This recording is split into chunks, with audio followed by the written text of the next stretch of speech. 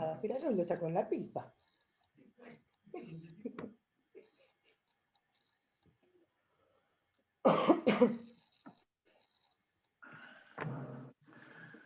¿Estamos?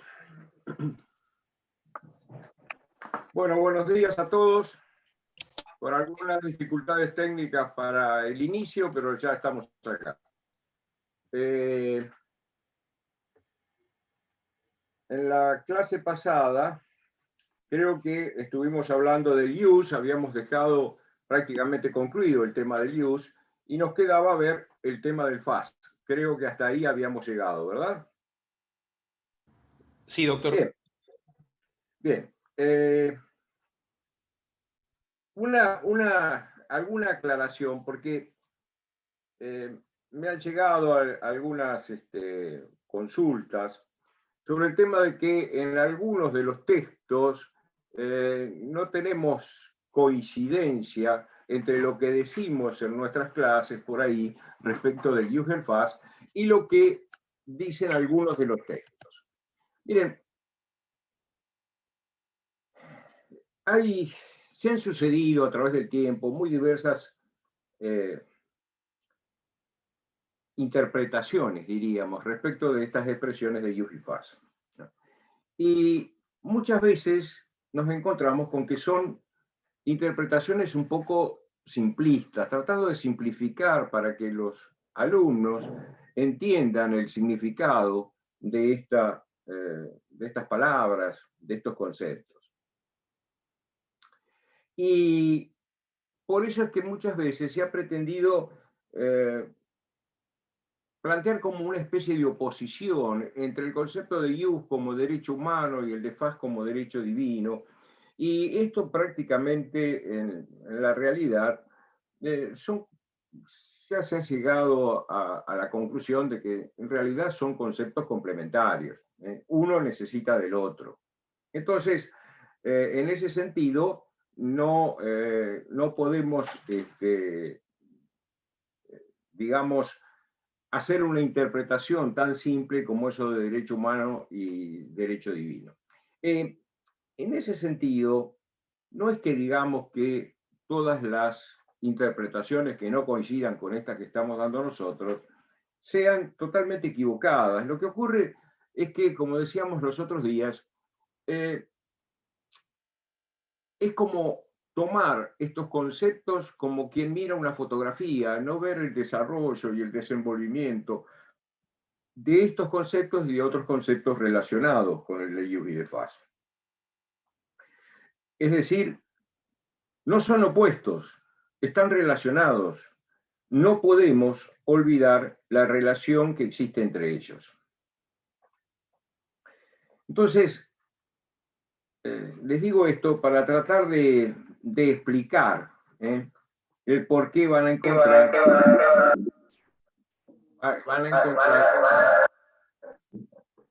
disposiciones. A ver, por favor. Disposiciones o interpretaciones diferentes respecto de estas concepciones. Para refrescar un poco las cuestiones.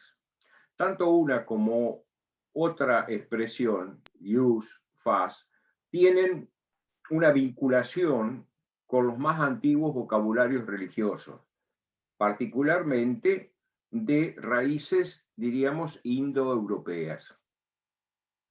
Dijimos en la clase pasada que en el caso de use, nosotros nos encontrábamos con una íntima relación entre la idea primigenia, más antigua de use, y los ritos, el cumplimiento de formalidades. Es algo así como decir, si se cumplen los ritos, si se cumple con las fórmulas prescriptas, con los gestos y las palabras, esto viene a determinar mi posición. Si esa posición se han cumplido los ritos adecuados de la forma de vida, nos coloca en una situación justa. Justa sería conforme al use. Y porque es conforme al use, decimos que es justa, que es justa. Esta es la idea primera. La idea de que los ritos, el cumplimiento de las formalidades, es lo que produce, lo que determina la posición de alguien, en este sentido, la posición de alguien desde el punto de vista jurídico, no se ha perdido totalmente. El ejemplo en nuestros días tal vez más claro es el caso de la adquisición de un inmueble. Cuando nosotros adquirimos un inmueble, no somos dueños porque lo hayamos pagado, no somos dueños porque se nos haya entregado el bien y nosotros lo estemos usando, sino que somos dueños a partir de que se hace una escritura pública ante el escribano. Esto es un rito, es el cumplimiento de una formalidad. Y es esa formalidad la que tiene la posibilidad de producir los efectos que me transforman a mí en propietario, que hacen que yo sea el dueño de algo. Cuando yo tomo la cosa, se me hace la traditio, la tradición, la entrega material de la cosa. Cuando hago la escritura pública y cuando esa escritura la inscribo en el registro de la propiedad, ahí soy propietario. Sin el cumplimiento de estos efectos, si yo hago un boleto de compraventa, lo pago y me lo entregan, todavía no soy el dueño. Porque para estar en la posición de dueño necesito el cumplimiento de la formalidad de la escritura pública. Lo mismo pasa con el matrimonio. No basta la voluntad de estar juntos, no basta la voluntad de expresarse como pareja unida indisolublemente. Es necesario hacer el trámite ante el registro civil. Y ese trámite al registro civil es el que va a producir los efectos que tienen las relaciones matrimoniales. Va a producir los efectos del matrimonio. Y si yo quisiera, después de estar casado, romper ese vínculo matrimonial, voy a tener que hacer un divorcio más simple, más complejo, no interesa. Sin la sentencia de divorcio, el matrimonio subsiste y subsisten los efectos del matrimonio. Es decir, también en nuestro derecho nos movemos con ritos, nos movemos con formalidades que deben cumplirse para lograr una posición jurídica determinada. Esto es importante porque si bien el concepto de ius, como vimos la clase pasada, y no quiero ahondar demasiado en esto para no dedicarle mucho tiempo, si bien el concepto de ius se va modificando, si bien el concepto de ius va a llegar a aquella definición de Celso que dábamos los otros días, el ius como el arte de lo bueno y lo equitativo, no obstante, siempre va a contener, va a tener esa posibilidad de que para lograr una óptima situación jurídica es necesario cumplir con los ritos y las formalidades. ¿Por qué insisto en la palabra rito más que en formalidades? Porque esas formalidades tenían un contenido estricto, debían realizarse de una manera muy estricta, cumplirse con las palabras prescriptas, con los gestos indicados, para lograr el efecto jurídico. Si yo quería hacer un contrato, no bastaba con que me pusiera de acuerdo originariamente, era necesario cumplimentar aquella formalidad que hacía que se produjera la ligazón entre las partes contratantes. Después van a aparecer unos contratos, que son los contratos consensuales, en los cuales quedan perfeccionados simplemente por el acuerdo de las partes. Pero bueno, eso es posterior, eso aparece después. Y estos contratos que aparecen de esa manera y que se perfeccionan de esa manera, van a merecer una consideración particular. Los romanos consideraban que los contratos consensuales prácticamente eran un invento de ellos, que en la antigüedad no se daba esa forma de quedar ligados por una relación contractual. Y así podríamos poner muchos ejemplos, no me voy a detener en esto. Vayamos entonces a esto del fas y de su relación con el ius.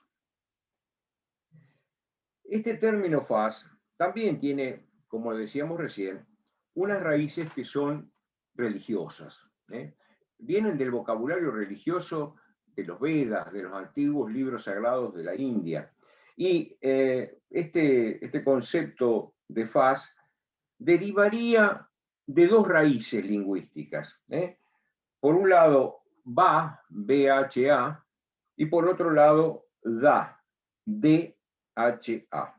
Va, da. ¿A qué se referían estas raíces lingüísticas? Se referían al concepto de brillar, hablar, colocar, establecer. Fíjense, hablar.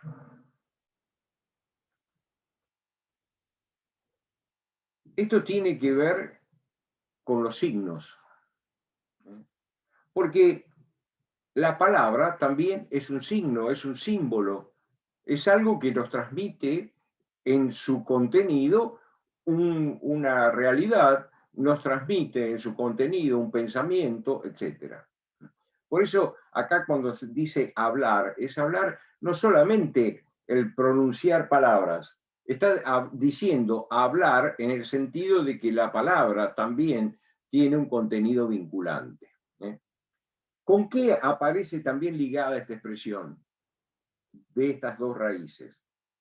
Aparece ligada con lo que sería, no nos vamos a entretener lingüísticamente, pero lo que sería el trono. ¿Qué es el trono? El trono es el lugar donde se asienta la autoridad, donde se sienta la autoridad. Lo que soporta, lo que sostiene a la autoridad. No es una silla cualquiera un trono. Porque el trono lo ocupa aquel que es la autoridad, que merece estar en ese lugar, que merece estar en el trono. Esta cuestión no es una cuestión menor. Fíjense, cuando un magistrado romano, un pretor, estaba ejerciendo sus funciones, las hacía sentado de una silla especial, ya eso se los van a explicar cuando le hablen a ustedes de las magistraturas de la República, que era una silla, una especie de banquito que llevaban, una silla plegable, portátil, y cuando estaba sentado ahí era señal de que estaba ejerciendo la función. Y lo que él dijera ahí, lo que él decidiera ahí, lo estaba decidiendo como autoridad. ¿Por qué? Porque estaba sentado en el lugar donde se asienta, donde se sienta la autoridad. Cuando nosotros hoy hablamos de la sede, de la silla, ¿no? La sede, pongámosle el caso, la sede de una empresa. ¿A qué nos estamos refiriendo? Al lugar donde tiene el asiento la empresa, donde están las personas que dirigen la empresa, que toman decisiones por la empresa.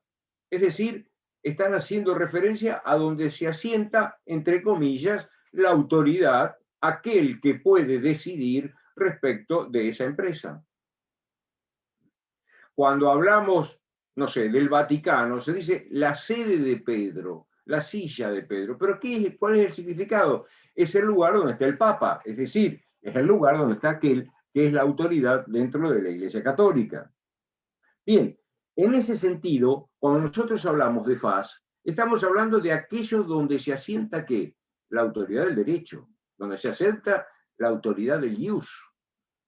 Por eso es que ius y faz van juntos. ¿Qué sería el faz? El faz nos estaría hablando de aquellos principios, aquellas reglas que hacen que las cosas funcionen como deben funcionar. Esto está ligado con un concepto que tenían los griegos, que era el concepto de cosmos. ¿Qué es el cosmos?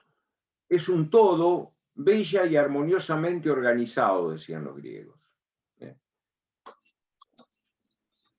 ¿Por qué está bella y armoniosamente organizado? Está bella y armoniosamente organizado porque hay reglas que indican de qué manera debe funcionar para que pueda producir esos efectos en la vida cotidiana, en el desarrollo del universo. porque existen estas reglas del cosmos. Por ejemplo, un día sucede a otro día, una estación sucede a otra estación, y esto tiene un orden. Hay un tiempo que se indica para preparar la tierra, un tiempo para la siembra, un tiempo para el crecimiento de las plantas, un tiempo para la cosecha. Y esto no se puede alterar arbitrariamente. ¿Por qué? Porque hay reglas que rigen el cosmos, que ponen el orden en la naturaleza. Estas reglas serían las que son propias del FAS. El FAS hace de fundamento, hace de los principios que son necesarios que existan para que las cosas funcionen como deben funcionar. Por otro lado, este FAS se puede ver alterado, sobre todo se puede ver alterado por la tarea del hombre. Cuando un individuo comete un acto contrario a estas reglas propias del FAS, es necesario restaurar, es necesario recuperar. Cuando alguien tiene una situación respecto del FAS que lo coloca en una posición y alguien discute o atenta contra esa posición, es necesario establecer un modo de recuperar, de restaurar, de reafirmar esa situación. Y ahí es donde interviene el concepto de ius.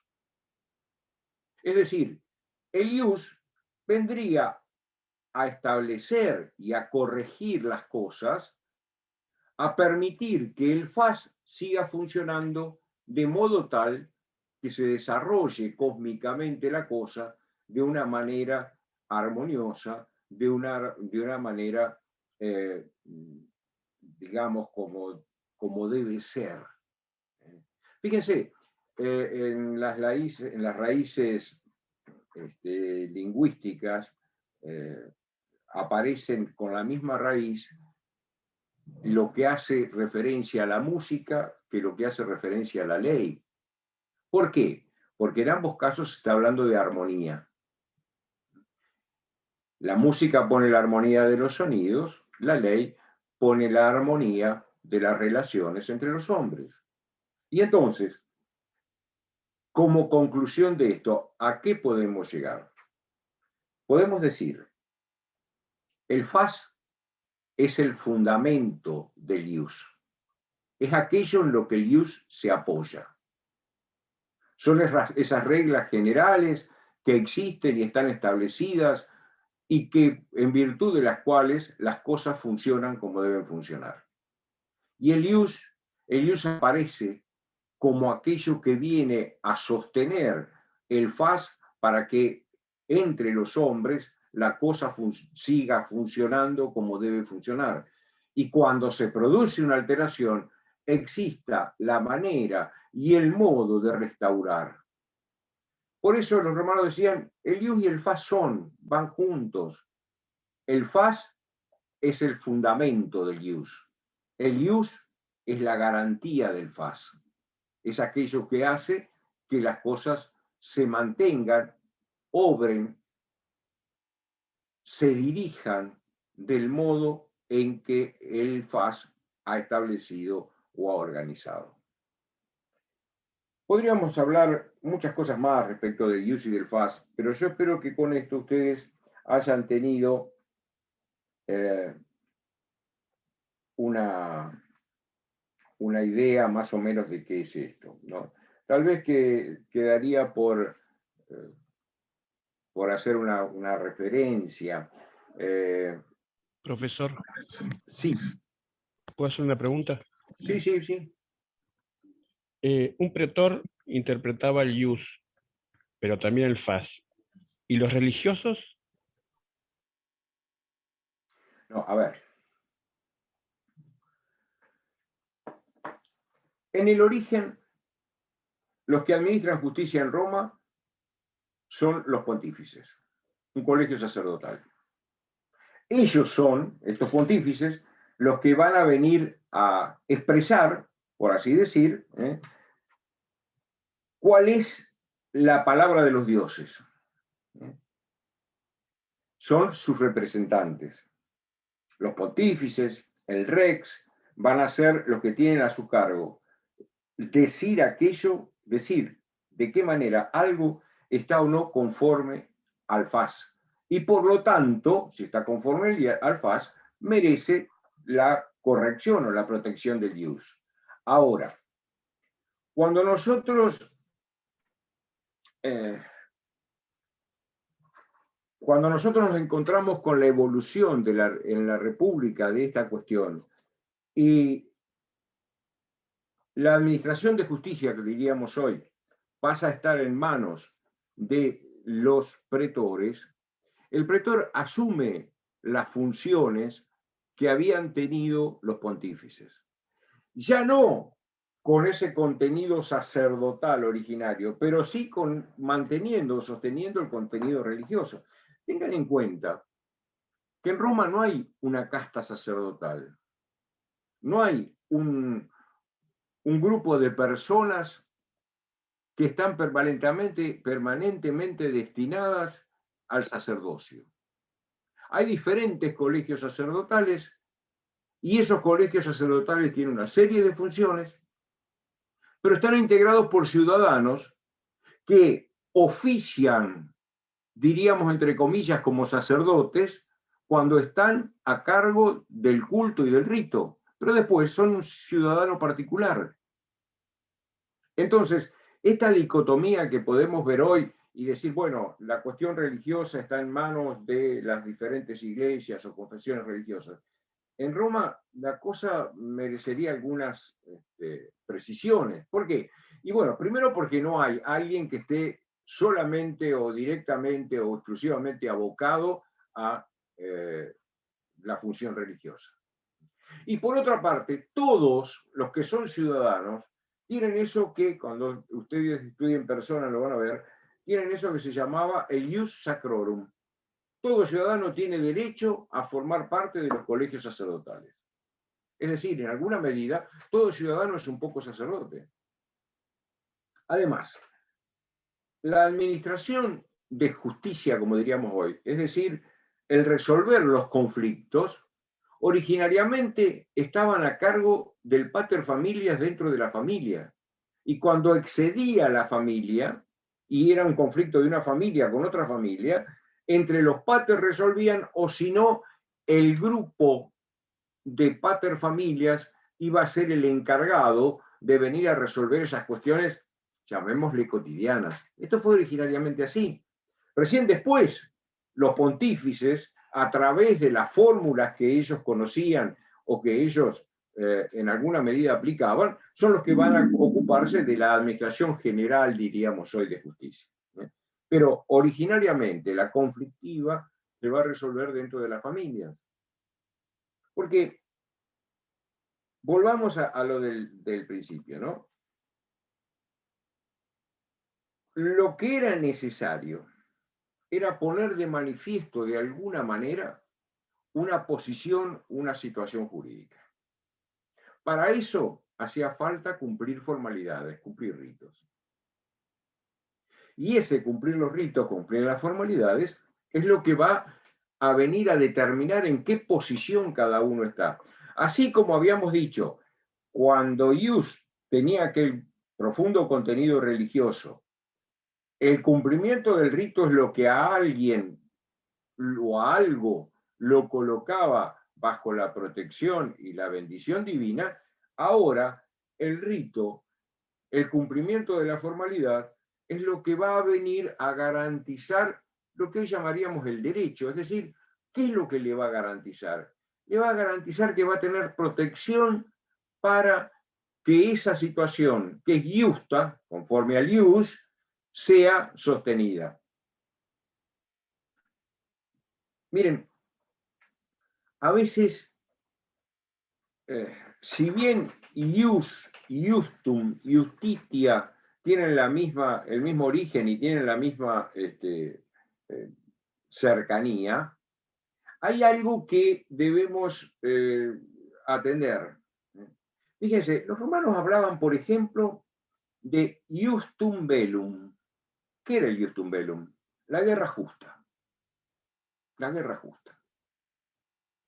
Era justa la guerra porque había razones de justicia que hacían que esa guerra tuviese un motivo adecuado, justo. No, era justa porque se había cumplido el rito de la guerra. Y era un ritual complicado. Era un ritual complicado. El ius tumbellum se iniciaba cuando el sacerdote fecial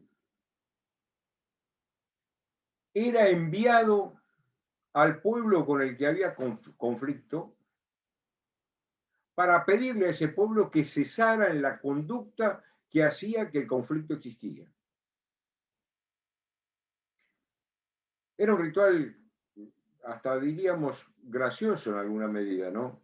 Porque este pontífice, al salir de Roma, debía tomar una rama de verbena, de una planta, que era como la bandera blanca, ¿no? Un signo de paz. Vengo en signo de paz. Iba con esa ramita en la mano y al primer habitante del otro pueblo que encontrara le hacía saber cuáles eran las razones y los motivos que Roma exponía, expresaba como motivo del conflicto. Y le solicitaba que cesaran en esas actitudes que hacían que Roma se viera obligada, si no eran satisfechas sus expectativas, a declarar la guerra. Normalmente la persona que encontraban, generalmente era un campesino que estaba trabajando en el campo, así que muchas respuestas no iban a obtener. Más que algún cascotazo que le tirara para que se fuera de una vez ese tipo que estaba parado ahí con un gorrito blanco, con una rama en la mano, diciéndole cosas en un idioma que posiblemente no entendía, no iba a obtener otro resultado. Debía seguir el fecial, llegar a la ciudad con la que estaba establecida la contienda. Y al primer habitante de la ciudad que encontraba, debía otra vez hacerle ese reclamo que tenía el origen de esta conflictiva. Como seguramente el primer habitante iba a estar en situación muy similar a la del anterior que había encontrado, tenía que entrevistarse en la ciudad con la persona que cumplía las mismas funciones que cumplía él. Lo que sería hoy un ministro de Relaciones Exteriores, ¿no? Que un poco era así la cosa. Y a hacerle valer nuevamente, exponer los motivos por los cuales él estaba allí y por los cuales estaba interpelando a ese pueblo. Si todavía no lo habían matado, no lo habían echado a patadas y demás, y conseguía volver a Roma y manifestar, no hay acuerdo. Los enemigos, por decir así, no transigen con lo que le pedimos. Frente a eso, entonces, el Senado, frente a esa triple respuesta negativa, el Senado podía decretar o declarar la guerra. Pero todavía no terminaba ahí. Después, cuando los ejércitos estaban por enfrentarse, el augur hacía una ceremonia para ver cuál podía ser el resultado de la batalla, si debía librarse el combate en ese momento o posponerlo para una ocasión más propicia. Y si todavía, una vez que el augur daba una respuesta positiva, el enemigo seguía enfrentado, entonces allí debía tirarse una jabalina, una lanza contra el campo contrario, y ahí entonces, ius tumbellum, la guerra justa. Fíjense, ¿por qué es justa la guerra? Porque se cumplió el rito. Este largo ritual, que tiene más pasos que no se los he relatado para no aburrirlos, este largo ritual es lo que hace que la guerra sea justa. No el hecho de que los motivos que tiene Roma para reclamar sean motivos valederos, sino porque se ha cumplido con el ius. Esto también podía ocurrir respecto de las relaciones particulares. Si yo había cumplido con los ritos necesarios para transmitir la propiedad y había adquirido una propiedad, la había adquirido porque había cumplido el rito, no porque me había puesto de acuerdo con el otro. Por eso voy a merecer una protección. Y ahí viene el segundo paso del que vamos a hablar seguramente en la clase que viene, es lo que está definido al procedimiento, es decir, frente a una situación que me afecta en derecho, yo lo que voy a poder hacer es ejercitar una acción para ser protegido frente al conflicto.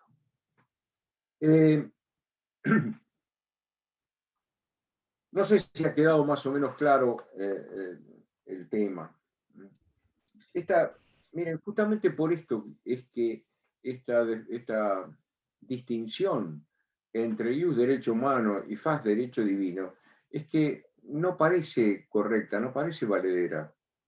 Porque fíjense, el contenido religioso del ius aparece patente, porque está en esas fórmulas primitivas que las aplicaban los pontífices. Y los pontífices, en sus ritos, cumplían tanto las formalidades y maneras y exigencias cuando actuaban en sentido religioso como cuando actuaban administrando justicia. Por eso es que el mínimo error en una ceremonia religiosa podía ocasionar la pérdida del favor de los dioses, del mismo modo, el menor error, ritos jurídicos, por llamarlos de alguna manera, los ritos de ius, también podía ocasionar la pérdida de un derecho. O, al contrario, si el rito estaba realizado, si la formalidad estaba cumplida como debía cumplirse, iba a consolidar una posición jurídica. ¿Está más o menos entendido esto? ¿Hay alguna duda sobre esta cuestión del ius y del fas y la relación entre ambos? Ninguna. No, profesor. No, profe. Bueno, entonces tendríamos que referirnos a alguna de las otras cuestiones que aparecen aquí en esta bolilla. Un jurista de la época clásica que se llamaba Ulpiano hizo lo que podríamos llamar una definición de la justicia.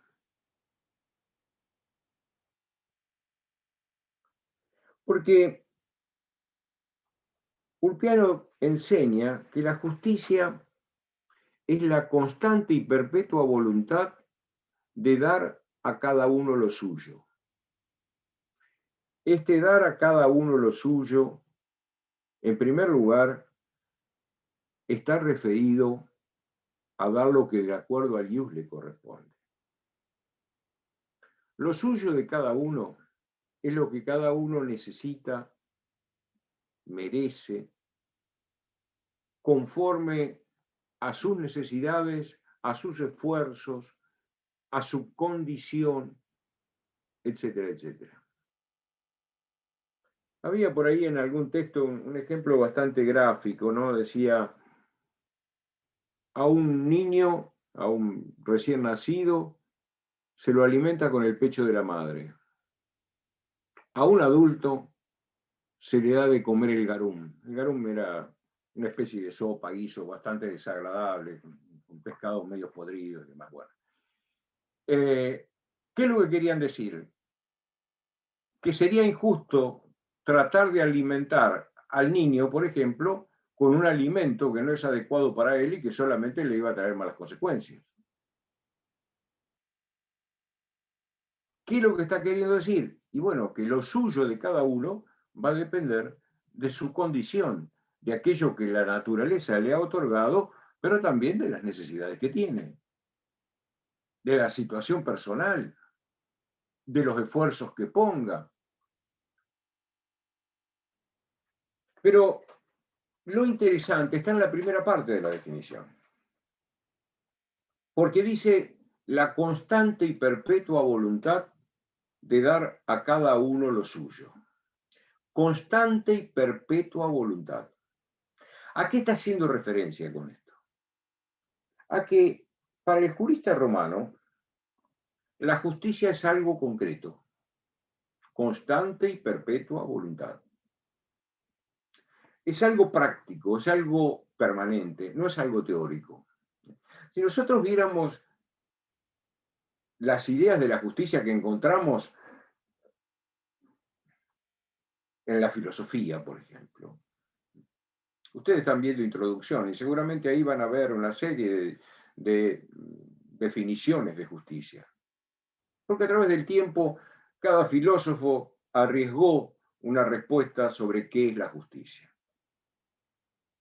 Pero todas esas concepciones son teóricas.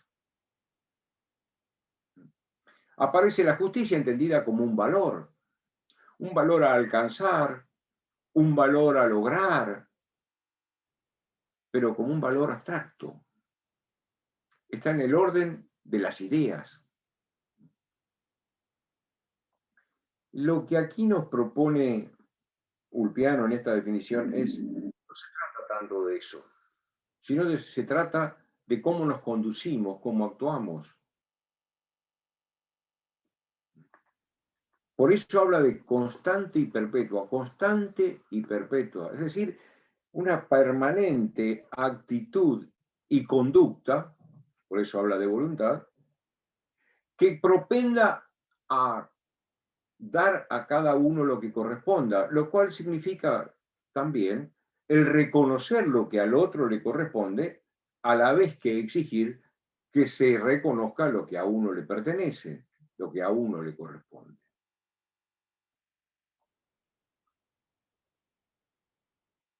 Otro ejemplo que daban por allí los textos clásicos, decía, para los griegos la justicia es como la estrella del navegante.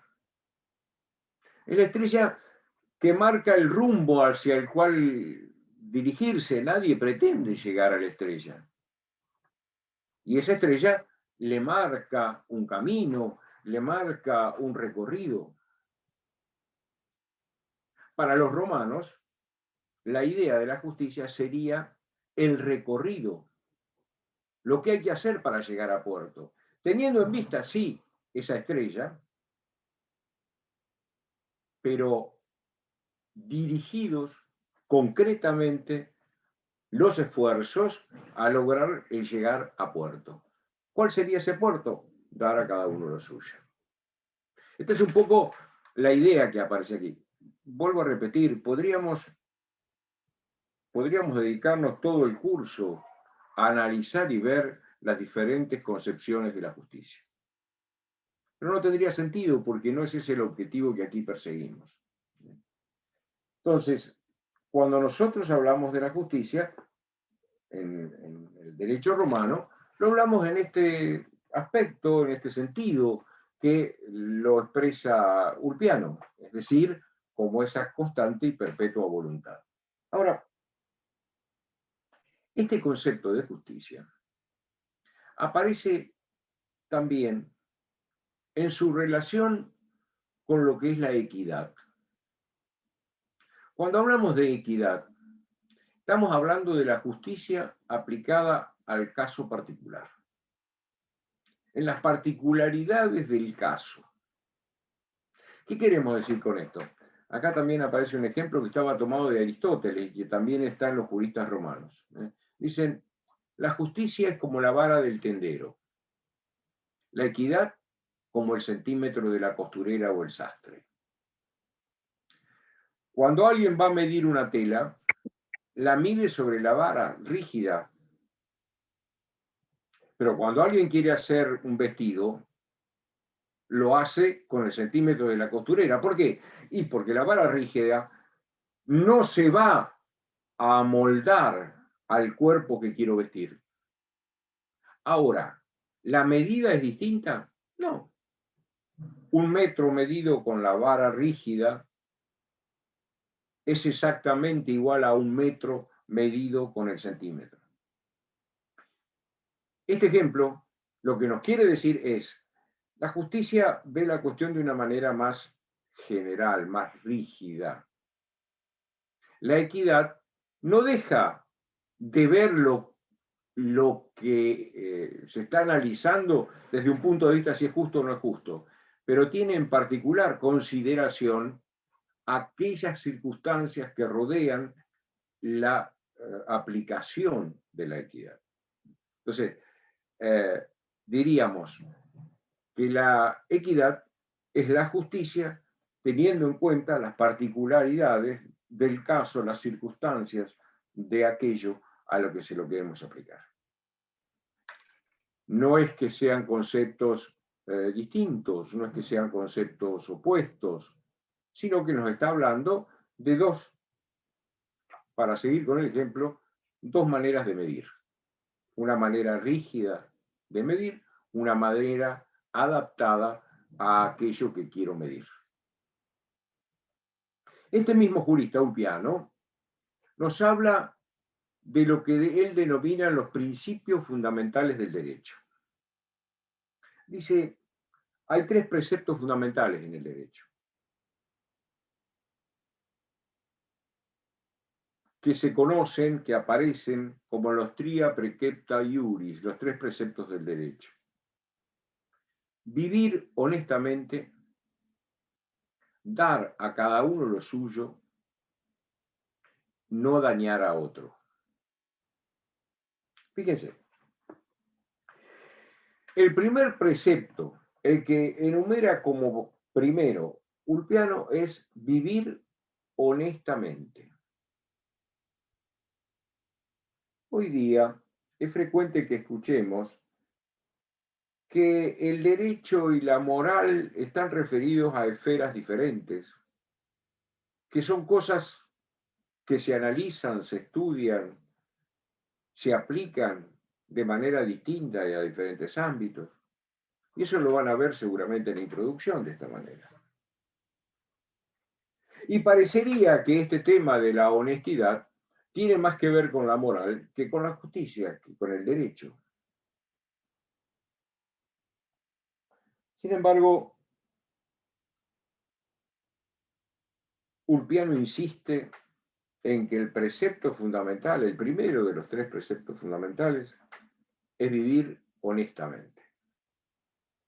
Esto no era simplemente una cuestión de ser bueno o ser malo.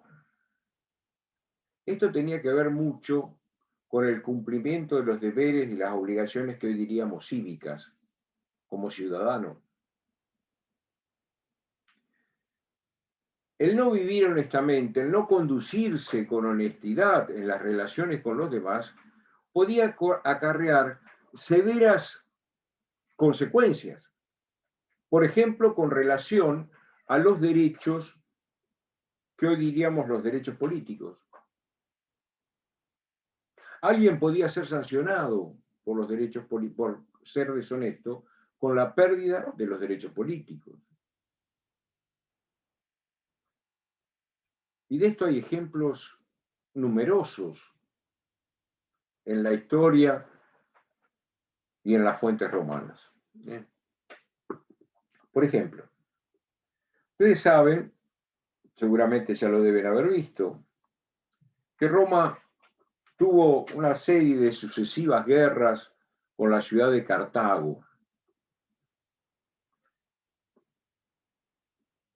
Había guerras, periodo de paz entre los cuales había relaciones entre ambas ciudades y después conflictos cada vez más grandes, algunos muy serios.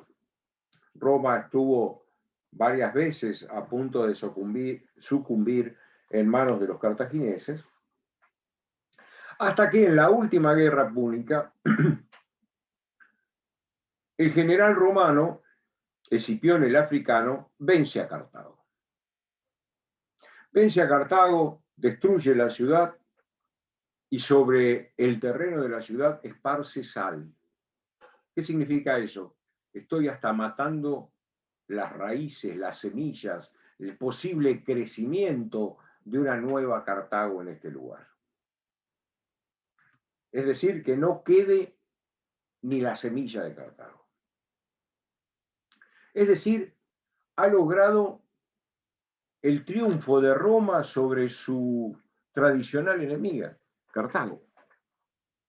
General victorioso, vencedor donde otros no pudieron. Y un vencedor que ha sido un vencedor que ha derrotado al enemigo de manera total. Antes de volver a Roma, decide enviarle a su mujer una serie de regalos, unos vestidos, unas joyas, y lo que se llama una litera, es como una silla de manos. Por ahí en las películas ustedes lo habrán visto, ¿no? Es como una especie de camilla con techo, con cortinas, que los esclavos llevaban con unas varas, trasladando a la matrona romana o incluso a los romanos. Bien. ¿Qué es lo que hizo esta mujer cuando recibió los regalos? Se puso todo encima, se puso las joyas como haría cualquiera mujer y salió a exhibirse. Se sentó en la litera, llamó a los esclavos y estos tuvieron que salir con la gorda a cuestas, porque las matronas romanas eran mujeres, ¿no? Realmente no necesitarían varios esclavos para llevar la litera. Bien, esta mujer sale a exhibir lo que ha recibido y cuando sale tiene la mala fortuna de que se cruza con el censor. El censor, como ustedes ya sabrán, era un funcionario romano que originariamente tenía la función de hacer el censo, pero que a posteriori se le otorgó el cuidado de las costumbres, la cura mores. Y este hombre entendió que lo que estaba haciendo esta mujer era una ostentación indebida de esa riqueza, de esos regalos que le habían mandado, y por lo tanto asumió una conducta deshonesta que hacía necesario que en cuanto llegara el general romano fuera al Senado a dar explicaciones. Fíjense, estamos hablando del general romano que venció a Cartago, que después de por lo menos 4 guerras, alguno habla de más, consiguió derrotar al enemigo de Roma y establecer a Roma como, diríamos, la dueña del Mediterráneo. Y este general tiene que ir a dar explicaciones de por qué su mujer hace ostentación. Porque su conducta es contraria a las mores. Y si es contraria a las mores, a las costumbres, es deshonesta. ¿Qué significan las mores? Los romanos, Cicerón, por ejemplo, dice por allí, las mores son la forma en que los antiguos solían conducirse. Y esta mujer había actuado de una forma que era contrario a cómo los antiguos solían conducirse, cómo nuestros antecesores solían conducirse. Un senador romano una vez se le ocurrió dar un banquete y utilizar una vajilla de plata. Eso trajo como consecuencia que perdiera su condición de senador, porque había hecho ostentación. Y esto era contrario a las mores. Porque era contrario a la austeritas y la gravitas, a la austeridad y la gravedad con que debían conducirse aquellos que eran los ciudadanos que tenían a su cargo la representación de Roma. ¿Entienden más o menos qué era esto de vivir honestamente entonces? No era simplemente una cuestión de buenas costumbres, como diríamos hoy, sino que hacía referencia a las formas de conducirse en sociedad y de que alguien que afectaba esas formas estas mores, podía caer en una situación compleja. Para redondear, justamente en toda la época de la Roma arcaica, de la monarquía, la fuente del derecho son las mores maiorum, no hay ninguna fuente. Hasta que no aparecen la ley de las 12 tablas, no existe una fuente absolutamente reconocida, legal, escrita. La ley de las 12 tablas es la primera ley escrita. Se habla de que hubo antes las llamadas leyes regias, que en realidad no hay constancia de que hayan existido como tales. Hubo ahí un ius papiriarum, pero eso se lo van a explicar a ustedes cuando se les explique la bolilla 2, la bolilla de las fuentes del derecho en la época de la monarquía. Pero fíjense que hay coherencia entre este vivir honestamente y aquello que eran las reglas de conducta, reglas jurídicas de conducta en Roma, que eran las mores maiorum. No dañar a otro. Este precepto, no dañar a otro, enumerado también por Ulpiano, está hablando de que no hacer actos que causen perjuicio a los demás. Es decir, esto tendría una relación muy directa con aquello que hoy conocemos como los delitos, aquellas conductas que están sancionadas y están sancionadas porque producen un daño. En Roma, para que haya delito, tiene que haber un perjuicio, tiene que haber un daño. No solo hay que tener una conducta contraria al derecho, sino que esa conducta tiene que producir un daño. Y entonces, aquí se está hablando de eso, no dañar a otro, no causar perjuicio a los demás. Y el tercero, dar a cada uno lo suyo. Cuando hablamos del dar a cada uno lo suyo, fíjense ustedes, estamos retomando lo que vimos en la idea de justicia. Tiene el mismo contenido. Por eso este es un precepto fundamental del derecho para Ulpiano, porque está directamente emparentado con aquella definición de justicia del propio Ulpiano que nos hablaba de una actitud, una voluntad de reconocer a cada uno lo que le corresponde. La íntima relación entre estos tres preceptos nos da a nosotros un panorama y una idea de cuál es la concepción de ius y de fas. Porque en definitiva estamos hablando siempre alrededor de las mismas ideas y de las mismas concepciones. Yo creo que con esto estaríamos completando básicamente todo lo que está contenido en el primer tema del programa, el tema de la bolilla 1. Quedaría entonces ya para la próxima clase adentrarnos un poco en lo que en el programa es la bolilla 8, que es la bolilla de procedimientos. Profesor. ¿Alguna duda? Profesor. Sí. Cuando Julio César cruza el Rubicón, ¿qué regla rompe? La regla que establecía que ningún general romano podía entrar con un ejército armado en el territorio de la ciudad de Roma. Esa es la regla. Bien. ¿Pero era una regla escrita o era una regla...? Estaba establecida por las mores desde antiguo. Y después hubo algún senado consulto y hubo alguna otra disposición al respecto. Pero ya desde siempre la idea era que el general romano no tenía que entrar con el ejército armado al territorio de Roma, porque eso implicaba en alguna medida un riesgo de que quisiera imponerse sobre el Senado y el pueblo de Roma. Ustedes tienen que acordarse que los romanos usaban esa fórmula. No hablaban de la ciudad de Roma, del pueblo, ellos hablaban de el pueblo y el Senado de Roma.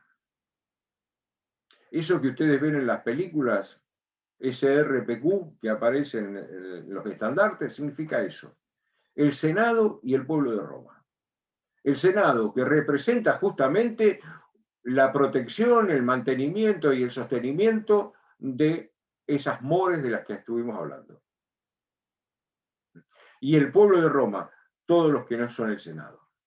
Roma está compuesto por esos dos estamentos, el Senado y el pueblo de Roma. Esta sería un poco la idea central, digamos, de lo que hay en esta bolilla primera. ¿Tienen alguna otra pregunta? Bueno, si no hay nada más, los libero a partir de ahora y bueno, nos estaríamos viendo dentro de 15 días para ver los temas de la bolilla 8.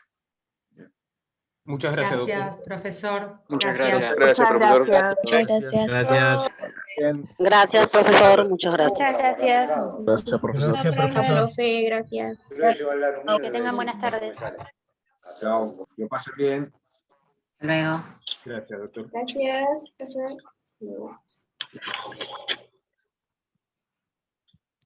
Lore, Marco, gracias.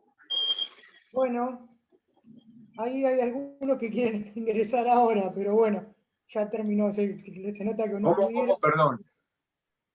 No te Nada. escuché. Que tengo algunos chicos que quieren ingresar ahora a la sala, pero ya terminamos, así que bueno, evidentemente... Bueno, avisale, ¿sabés qué pasa? Que claro, yo entiendo, por ahí son alumnos que serían los que corresponden al segundo grupo. Es decir, Igual, los que corresponden al horario de 12 a 14. Pero igual justamente, subimos lo estamos haciendo en este horario para que quede encaballado y les sea más posible asistir a todos, tanto los de la primera como los de la segunda hora. De todas maneras, normalmente estamos subiendo las clases para que aquel que no pudo asistir o que no pudo visualizarla hoy por alguna razón, la tenga a disposición. Ya la terminamos grabando y ya se la subimos a la cátedra, a la comisión de titular, así que también la tienen ahí grabada. Así Perfecto. que para que no se preocupen.